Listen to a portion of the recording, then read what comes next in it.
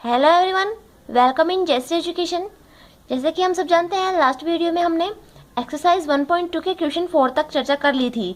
इसके आगे क्वेश्चन 5 पे आज हम चर्चा करने जा रहे हैं। एक्सरसाइज का क्वेश्चन नंबर 5 हमें दे रखा है, वो फंक्शन दे रखा है आर टू आर डिफाइंड और एफ एक्स की वैल्यू हमें दे रखी है। तो हमें सिद्ध करना है कि एफ एक की आच्छादक फलन है कि नहीं, और साथ ही साथ एफ इनवर्स की वैल्यू भी फाइंड आउट करनी है हमें। तो ये हमने ऐसे पिछले क्वेश्चंस किए थे, उनमें मैंने आपको बता दिया था। सेम वही पैटर्न से आपको ये भी सोल्व करना है, एक की और आच्छादक सिद्ध करना है। उसके बाद एफ इनवर्स की वैल्यू फाइंड आउट करनी है। और क्वेश्चन 6 देखिए, ये आपको होमवर्क है, ये आपको खुद को करना है। क्वेश्चन 6 ये है, इंपॉर्टेंट क्वेश्चन है ये। इसमें एफ जो फंक्शन दे रखा है वो आर टू आर डिफाइन दे रखा है और एफ एक्स की वैल्यू दे रखी है cos x प्लस 2। तो लिख रखा है कि एफ इनवर्स विद्यमान है कि नहीं, ये हमें ज्ञात करना है। अब ऐसे क्वेश्चन में विद्यमान है कि नहीं, जब मैंने प्रतिलोम फलन या इनवर्स फंक्शन आपको बताया था तो उसी में आपको बता दिया था कि कोई फलन एफ इनवर्स प्रतिलोम कब होगा, जब वो एक ही हो और साथ ही आच्छादक भी हो, तब वो प्रतिलोम होगा। तो हमें इसमें एक ही दिखाना है और आच्छादक भी दिखाना है। अगर वो फंक्शन एक ही और आच्छादक दोनों है तो वो प्रतिलोम भी जरूर होगा। तो पहले बात करते हैं एक की सिद्ध करने के लिए। एक के लिए हमने पहले जो क्वेश्चंस किए हैं उनमें भी यही माना था। वही पैटर्न काम में लेते हैं, f(x1) इक्वल्स टू f(x2) मान लेते हैं और हमें लास्ट में x1 इक्वल्स टू x2 आ जाना चाहिए, तभी एक ही होगा, अदरवाइज नहीं होगा। तो f(x) की वैल्यू हमें दे रखी है cos x प्लस 2। तो यहाँ पे x1 आएगा तो यहाँ पे cos एज इट रहेगा, x की जगह आ जाएगा x1 प्लस 2। ऐसे कैसे, देखिए cos और ये आ गया x1 प्लस 2 और x की जगह हम x2 रिप्लेस करते हैं तो यहाँ पे आ गया cos x2 प्लस 2। तो यह आया cos x2 प्लस 2। ये ऐसे के ऐसे आ गया। मैंने आपको त्रिकोणमिति वाली जो एक्सरसाइज पढ़ाई थी उसमें ये cos और cos तुलना करने पे हट जाते हैं। तो यहाँ से आ गया x1 प्लस 2 और यहाँ पे x2 प्लस 2, ये तुलना करने पे हट गए। ये प्लस 2 है, इधर जाएगा, ये माइनस का 2 हो जाएगा। तो इस x1 इक्वल्स टू आ गया x2, क्योंकि प्लस 2 माइनस 2 ये तो हट गया, ये x1 इक्वल्स टू x2 आ गया। इसका मतलब ये फंक्शन जो दे रखा है हमें f, ये एक ही है। इसके बाद हम बात करते हैं आच्छादक की। आच्छादक में हमें क्या करना होता है, सबसे पहले आच्छादक में हमें देखना होता है कि प्रांत है वो परिसर के बराबर आ रहा है कि नहीं आ रहा है। तो आच्छादक के मानने के लिए सबसे पहले हम मानते हैं y equals to F X होता है, क्योंकि हम F X equals to Y generally मानते आए हैं। तो y equals to F X मैंने ये थोड़ा उल्टे में लिख लिया है। अब एफ एक्स की वैल्यू क्वेश्चन से हमें दी हुई है cos x प्लस 2, तो y इक्वल्स टू आ गया cos x और प्लस 2, ये वैल्यू आ गई। अब इसमें क्या करते हैं, हम x की वैल्यू निकालते हैं, x की वैल्यू। तो x की वैल्यू निकालने के लिए cos को इस तरफ भेजेंगे, इस तरफ भेजेंगे तो cos इनवर्स में हो जाएगा, cos इनवर्स, और y इसका एंगल हो गया x प्लस 2। अब x की वैल्यू निकालने के लिए 2 को भी इधर भेजना पड़ेगा हमें, तो ये cos inverse y minus 2 equals x, ये x की वैल्यू हमें आ गई है। अब यहाँ पे जो y है, y वो परिसर है। परिसर एक तरह से परिसर क्यों है, क्योंकि हमने y equals to F X माना है। और एफ एक्स क्या होती है, इमेज, और इमेज हमें मिलती है वो दूसरे वाले सेट में मिलती है, और इसके इक्वल हमने y लिख रखा है। तो y और इमेज के जो एलिमेंट शामिल होते हैं उनको हम परिसर बोलते हैं। तो y इसका परिसर हो गया है, और हमने f फंक्शन जो डिफाइन किया था वो r टू r ही डिफाइन किया था, तो इसका परिसर है। तो यहाँ पे हम लिख देंगे फॉर ऑल, परिसर y है वो r में से बिलोंग कर रहा है, for all y belongs to r। लेकिन अब यहाँ पे देखें, r में माइनस अनंत से प्लस अनंत तक की संख्याएं शामिल है, जिसमें माइनस इन्फिनिटी और प्लस इन्फिनिटी इंक्लूड नहीं है, लेकिन उनके बीच की सभी संख्याएं इंक्लूड हैं इसमें r में। तो अब यहाँ पे हम y की जगह और कुछ भी रखें, जैसे हम 5 रखें, 5 रखते हैं तो cos इनवर्स 5 की वैल्यू हम नहीं निकाल सकते हैं, नहीं फाइंड आउट कर सकते हैं, क्योंकि cos में मैक्सिमम वैल्यू +1 होती है और मिनिमम वैल्यू होती है cos की। ये हमने इनवर्स ट्रिग्नोमेट्री में पढ़ रखा है, -1 से +1 ये होता है इसका। इससे ना तो 1 से बड़ा होगा इसका कोई मान, ना -1 से छोटा होगा इसका मान। तो cos की जो वैल्यू आती है वो -1 से 1 के ही बीच में आती है, जबकि यहाँ पे हमने y की वैल्यू रख दी है r तक। r में रियल नंबर में कोई भी नंबर शामिल हो सकता है, तो मैं y की जगह 5 रख दूँ, 10 रख दूँ, 20 रख दूँ, कुछ रख दूँ। cos इनवर्स 20 की वैल्यू हमें नहीं पता है, तो हम उसकी वैल्यूज नहीं निकाल सकते हैं। तो ये cos इनवर्स और r में हम कुछ भी रख सकते हैं, तो ये डिफाइंड नहीं होगा इसका मतलब, और उसमें -2 और करना है तो अगर यही डिफाइन नहीं होगा तो ये इसके बाद -2 भी डिफाइन नहीं होगा। इसका मतलब ये हुआ कि जो x की वैल्यू हम निकाल रहे थे y बिलोंग्स टू r रख के, वो r में बिलोंग नहीं करेगी, क्योंकि हमें कोस इनवर्स और ये रियल नंबर की जगह हम कुछ भी नंबर रखते हैं -1 और 1 के अलावा, इनको छोड़कर, क्योंकि रियल नंबर में तो सब कुछ शामिल है, तो इसकी वैल्यू ही नहीं निकलती है। तो ये x does not belongs to r आता है हमारा। और हमने लिखा था कि सहप्रांत इक्वल्स टू परिसर होना चाहिए, सहप्रांत परिसर के बराबर होना चाहिए, लेकिन ये x है वो बिलोंग ही नहीं कर रहा है r में, और ये y बिलोंग कर रहा है r में। तो यहाँ से हमारा ये कंफर्म हो गया है कि सहप्रांत परिसर के बराबर नहीं है, सहप्रांत है वो परिसर के बराबर नहीं है, क्योंकि y तो बिलोंग कर रहा है r में और x है वो बिलोंग नहीं कर रहा है r में। अगर ये दोनों x और y एक ही सेट में बिलोंग करते तो हम लिख सकते थे कि जो x है उसका प्रत्येक एलिमेंट का इमेज है वो हमें y में मिल रहा है, तो ये परिसर और सहप्रांत बराबर हो चुके हैं, आच्छादक है ये फलन। लेकिन यहाँ पे x r में बिलोंग नहीं कर रहा है, तो ये आच्छादक नहीं हुआ। ये अलग टाइप का कोई क्वेश्चन था, इसलिए मैंने आपको सोल्व करा दिया है। अगर यहाँ पे कुछ वैल्यू अलग r की जगह हमें दे दे -1 से 1, तब हम लिख सकते हैं -1 से 1 है तो ये आच्छादक होगा, क्योंकि -1 से 1 की वैल्यू में इसकी वैल्यू हम फाइंड आउट कर सकते हैं। ऐसा क्वेश्चन आपके मिसलेनियस विविध प्रश्नावली में आने वाला है, उसको भी आप देखिए। इसके आगे नेक्स्ट क्वेश्चन में चलते हैं। नेक्स्ट क्वेश्चन 7 में हमें 3 पार्ट्स दे रखे हैं। इसमें लिख रखा है f जो फंक्शन है वो a to b डिफाइंड है, तो हमें f इनवर्स की वैल्यू फाइंड आउट करनी है। तो ऐसे क्वेश्चंस में हमें f इनवर्स की वैल्यू ही फाइंड आउट नहीं करनी है, साथ ही साथ ये भी देखना होगा कि f इनवर्स विद्यमान भी है कि नहीं। तो विद्यमान है कि नहीं, इसके लिए सबसे पहले जो फलन दिया हुआ है हमको उसको एक एक ही और आच्छादक सिद्ध करना होता है, और उसके बाद प्रतिलोम फलन निकाल लेते हैं हम उसका। तो इस टाइप के क्वेश्चन में देखिए इसका एक एक आच्छादक तो हम निकाल सकते हैं, और f इनवर्स निकालने के लिए हम क्या करेंगे इस क्वेश्चन में, पहले हम निकालेंगे f का क्रमित युग्म निकालेंगे। क्रमित युग्म मतलब सेट निकालेंगे उसका कि 0 पे f0 की वैल्यू कितनी आती है, f-1 की वैल्यू कितनी आती है, f-3 की वैल्यू कितनी आती है, f2 की वैल्यू कितनी आती है, वो इनमें से ही आएगी, क्योंकि f जो फंक्शन है वो a to b डिफाइंड है। तो ये वैल्यूज हम निकाल लेंगे और उनको हम क्रम चेंज कर देंगे, पहले b का एलिमेंट ला देंगे, बाद में a का एलिमेंट। ये देखिए ये सिंपल क्वेश्चन है, ये आपको ही करना है, ये वाला क्वेश्चन होमवर्क है आपका। और सेकंड क्वेश्चन जब हम देखते हैं तो a में हमें एलिमेंट्स दे रखे हैं 5, 1 2 3 4 5 एलिमेंट दे रखे हैं हमें, 5 है, ये नंबर इनका 5 है। और b में एलिमेंट दे रखे हैं हमें 6 एलिमेंट दे रखे हैं हमें, 3 और ये 3 6 हैं, 6 एलिमेंट्स दे रखे हैं। तो हम यहाँ से भी देख सकते हैं कि सबसे पहले f इनवर्स निकालने के लिए हमें ये देखना होगा कि f इनवर्स वास्तव में एग्जिस्ट करता है कि नहीं। तो हमें इसको एक एक ही आच्छादक सिद्ध करना होता है। तो एक एक ही में तो हम बाद में बात करेंगे, लेकिन आच्छादक में क्या करते हैं हम कि b का जो प्रत्येक एलिमेंट है वो एक एक किसी न किसी अवयव का इमेज होना चाहिए। लेकिन या तो b में एलिमेंट ही 6 दे रखे हैं और a में 5 एलिमेंट, तो 5 एलिमेंट के 6 इमेज नहीं हो सकते हैं। ये यहीं से क्लियर हो गया है। देखिए देखने में पता चल जाता है इसमें 5 एलिमेंट है, इसमें 6 एलिमेंट, तो 5 एलिमेंट्स के 6 इमेज कहीं नहीं हो सकते हैं। तो यहाँ से ये क्लियर हुआ कि ये फलन आच्छादक नहीं है। ये देखिए यहाँ देखने से पता चल गया है, और जब हम लिखेंगे इसको आच्छादक सिद्ध करेंगे तभी भी ये ऐसा ही आएगा कि आच्छादक नहीं है। ये देखने पे पता चल गया है इसका कि ये आच्छादक नहीं है। और थर्ड को हम आसानी से कर सकते हैं, एक एक के आच्छादक सिद्ध करते हैं, इसका प्रतिलोम फलन निकाल सकते हैं। ये एक्सरसाइज के क्वेश्चन 7 कंप्लीट क्वेश्चन हो चुके हैं। इसके बाद मैं आपको एक एग्जांपल करा देती हूँ जिससे आपको और आसानी हो जाएगी। इसके बाद जो प्रतिलोम फलन वाला टॉपिक है वो अपना खत्म हो चुका है। इसके क्वेश्चंस आप ट्राई कीजिएगा। मैंने आप लोगों के लिए क्वेश्चंस लिख कर दिए हैं ताकि आपके पास क्वेश्चन हो सके और आप इनकी प्रैक्टिस कर सकें। तो एक एग्जाम्पल और लेते हैं। ये एग्जाम्पल 7 है।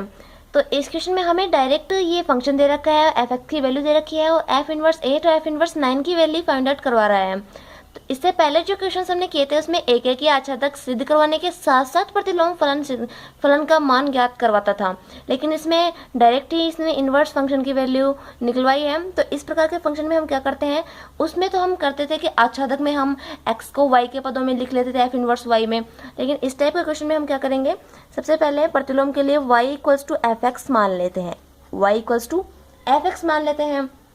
अब एफ एक्स की वैल्यू रख देते हैं, वही सेम जो आच्छादक में हम करते आए थे। एफ एक्स की वैल्यू दे रखी है हमें x square plus 5x plus 9, ये वैल्यू हमें एफ एक्स की दे रखी है। अब इसके बाद हम करते हैं कि सभी जो भी हमें टर्म दे रखे हैं उनको एक तरफ ले लेते हैं, 5x plus 9 minus Y equals to 0 हो गया। वही प्रोसेस कर रहे हैं जो हमने आच्छादक में किया था। देखिए हमने आच्छादक में y बराबर एफ एक्स ही माना था, फिर एफ एक्स की वैल्यू रखी थी और उसके बाद हमने यहाँ से x की वैल्यू फाइंड आउट की थी। अब यहाँ से x की वैल्यू निकालने के लिए यहाँ पे हमें x में द्विघात समीकरण दे रखा है 2 घात का, तो हम इसमें क्या करेंगे, द्विघात समीकरण लगाएंगे। तो द्विघात समीकरण के लिए एक्स स्क्वायर तो ये आ गया, x का गुणांक 5 आ गया, और जो अचर पद है उसको हम ये पूरा अचर पद ही मानेंगे, 9 माइनस वाई को अचर पद ही मानेंगे। अब इससे हम द्विघात समीकरण लगाते हैं तो x इक्वल्स टू आता है minus B plus minus under root B square minus 4ac upon 2a। ये हमारा फॉर्मूला था द्विघात समीकरण का। अब इसमें a की वैल्यू तो हमें दे रखी है 1, b की वैल्यू 5 और c की वैल्यू 9 माइनस वाई है। ये यहाँ ध्यान रखने की बात है, c की वैल्यू है ये पूरी, ये c की वैल्यू है। तो हम यहाँ से द्विघात समीकरण से इसकी वैल्यू निकालेंगे तो द्विघात समीकरण में रखने पे हमें मिल गई है। इसके बाद जब हम सोल्व करते हैं तो x की जगह हम प्रतिलोम, ये तो आच्छादक की बात हो चुकी है, आच्छादक तक की बात हो चुकी है। इसके बाद जब हम प्रतिलोम फल में बात करते थे तो x की जगह हम लिख देते थे f इनवर्स y। सेम वही यहाँ पे करना है, x की जगह हम लिख देंगे f इनवर्स y और इसको आगे सोल्व कर लेंगे। इसको आगे सोल्व करेंगे तो -5 ऐसे कैसे प्लस माइनस, और ये आ जाता है हमारा 5 minus 4 into 9 minus Y as it is है अपॉन 2, ये ऐसे कैसे आ जाता है। अब हमें क्वेश्चन में वैल्यू फाइंड आउट कर रहा है f इनवर्स 8 की और f इनवर्स 9 की वैल्यू हमें निकालनी है। तो हम y की जगह 8 रखेंगे यहाँ पे, और यहाँ पे भी 8 रखना पड़ेगा हमें, और 9 में 9 रखेंगे तो यहाँ पे f इनवर्स 9 और यहाँ पे ये ऐसे कैसे रहेंगे और ये 9, और सिंपल कैलकुलेशन से हम इसको आगे सोल्व कर सकते हैं।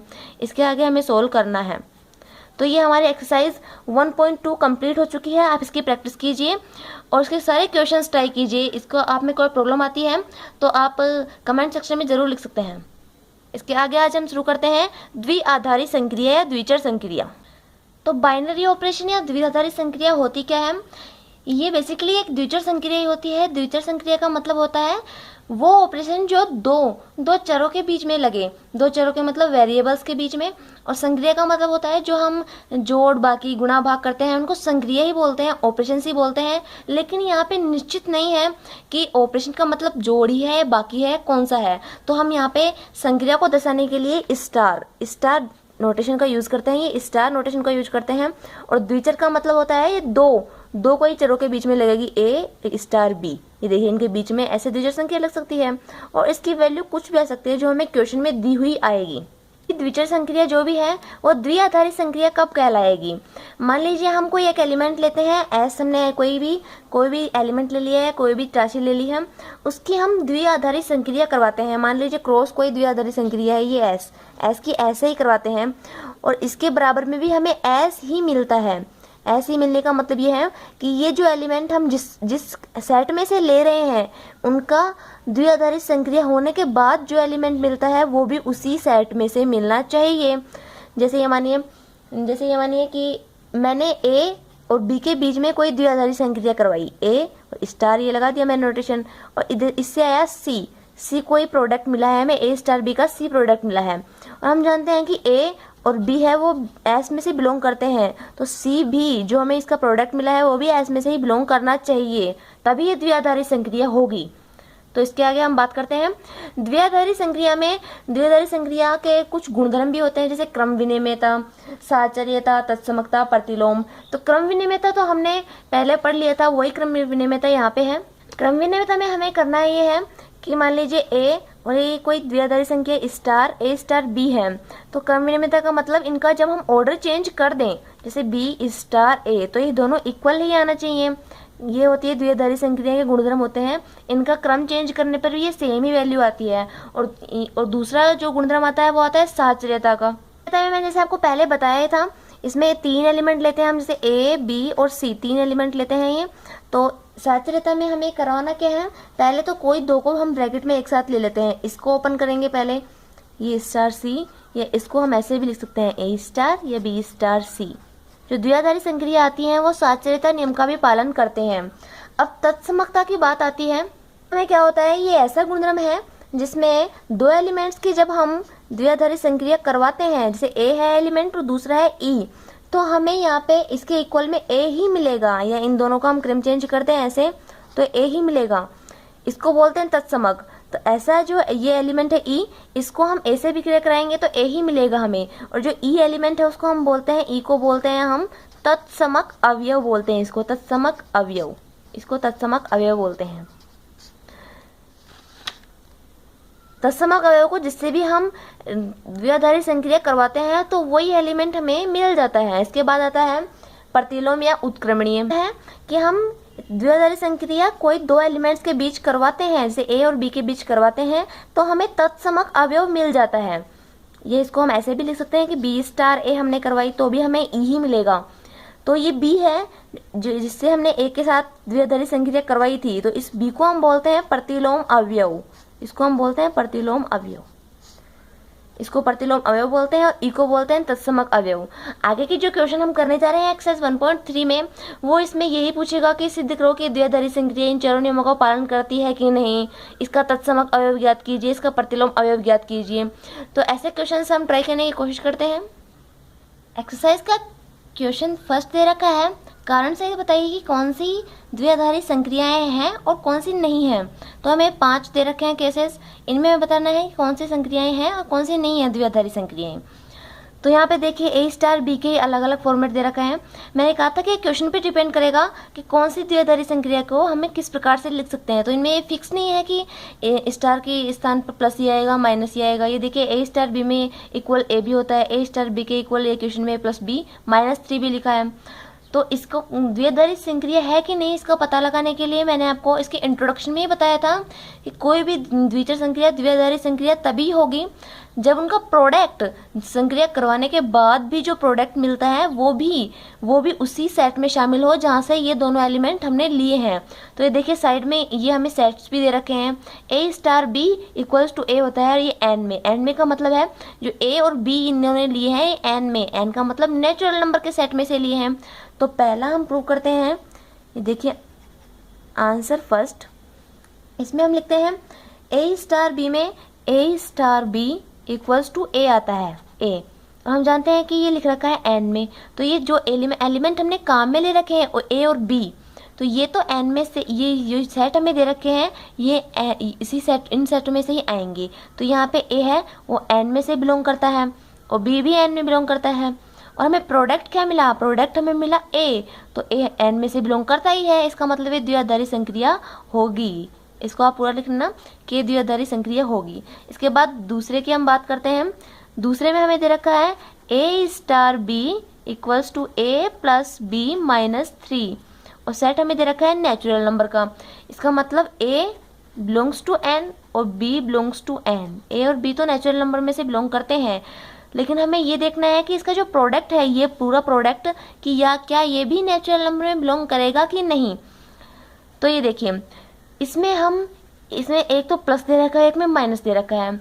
अब इसमें हम एक अपवाद वाली बात करें, एक्सेप्शन केस की बात करें, अगर मैं ए की वैल्यू 1 ले लूँ, एक और बी की वैल्यू मैं ले लूँ 2, तो ए की वैल्यू ली मैंने और ये बी की वैल्यू ली 2, और यहाँ पे मैं लिखूँ 1 स्टार, ये द्विआधारी संक्रिया है 2, 1 ये 1 स्टार 2 कर दिया मैंने, तो इसकी जगह आएगा ए की जगह तो 1, बी की जगह आएगा प्लस की प्लस, बी की जगह आएगा 2 और माइनस का 3 ही। ये द्विआधारी संक्रिया को लिखने का तरीका है। अगर इसकी जगह हम कोई नंबर मानते हैं तो इसको इस तरह से लिखते हैं।